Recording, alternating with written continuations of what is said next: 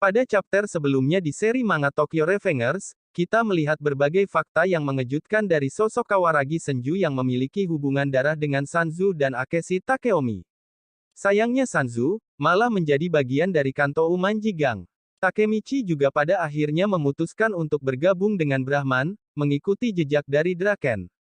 Mereka berdua sama-sama memiliki misi untuk bisa membawa kembali Miki ke jalan yang benar. Dan Sanzu yang terbaring di balik hujan. Tersenyum sambil meminta Takemichi menyimpan janji yang mereka buat. Nah di chapter 217 kali ini. Cerita di chapter ini dibuka dengan Draken yang membawa Takemichi ke tempat tinggalnya. Dan yang menarik ternyata Takemichi masih ingat semuanya, bahkan dia pun ingat di lantai berapa Draken tinggal. Ketika Takemichi menekan lift, tiba-tiba baju Takemichi terlihat berdarah dan Takemichi terkejut dengan keanehan yang dilihat. Draken pun bertanya, "Apa kau baik-baik saja Takemichi?" Setelah di dalam, Draken pun mengucapkan salam, dan mengenalkan Takemichi kepada orang yang membesarkannya. Takemichi mengucapkan salam, "Senang bertemu denganmu, walaupun aku sudah pernah datang ke sini," sambil membungkuk. Draken pun mengajak Takemichi ke kamarnya. Selang di perjalanan, mereka pun digoda oleh wanita seksi. Takemichi pun bertanya, "Apa wanita yang dulu masih di sini?" Draken menjawab, "Tak satu pun dari mereka, aku rasa dunia akan selalu berubah." Sesampainya di kamar Draken, Takemichi melihat ruangannya sudah membesar, dan banyak sekali foto kenangan Toman. Toman memang memberikan kesan yang mendalam bagi para anggotanya. Jadi, meskipun kelompok tersebut sudah bubar, kenangan tersebut masih akan tetap ada. Apalagi Draken adalah salah satu orang yang mendirikan Toman. Selain foto kenangan Toman, Draken juga ternyata masih memimpikannya sosok Emma. Dalam mimpi Draken, Emma selalu meminta dia untuk membantu Miki. Takemichi pun merasa itu penyebab Draken bergabung dengan Brahman. Draken pun meminta Takemichi untuk menceritakan keadaan Miki.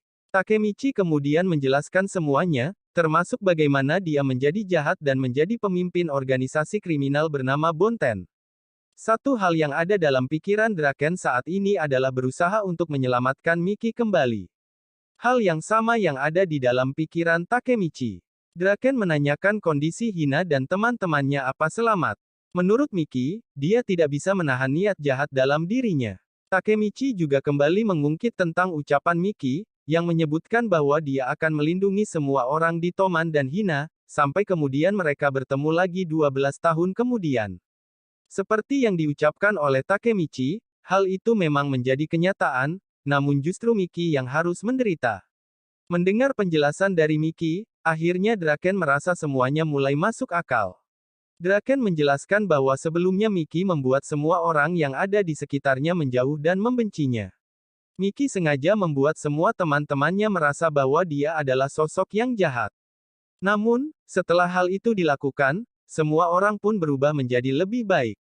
Pada akhirnya, Draken menyadari, mungkin semua itu sengaja dilakukan oleh Miki.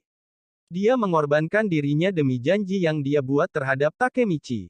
Miki merasa bahwa Takemichi melakukan hal yang benar. Draken kemudian mengatakan pada Takemichi untuk mempersiapkan dirinya, karena mereka tidak tahu apa yang akan terjadi selanjutnya. Takemichi pun terlihat yakin, masa depan telah berubah, dan dia bertekad membawa Miki kembali. Tidak disengaja ketika salah satu wanita tidak sengaja menabrak Takemichi dan menumpahkan jus tomat ke bajunya. Sehingga semuanya terlihat seperti darah. Semuanya sesuai dengan apa yang dilihat Takemichi sebelumnya. Ini artinya Takemichi, selain memiliki kekuatan untuk pergi ke masa lalu, Takemichi memiliki kemampuan melihat ke masa depan.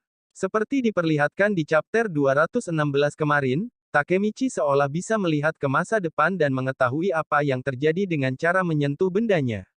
Takemichi mengetahui bahwa Kawaragi Senju akan memiliki nasib tragis setelah Takemichi menangkap stik es krim miliknya. Dan di chapter ini, Takemichi sempat dibuat kaget dengan adanya penglihatan bahwa tubuhnya berdarah dan tangannya penuh dengan bekas darah, saat menekan tombol lift. Berarti Takemichi juga bisa melihat ke masa depan. Setelah peristiwa ini, Takemichi akan meyakini bahwa apa yang dilihatnya tentang nasib tragis Senju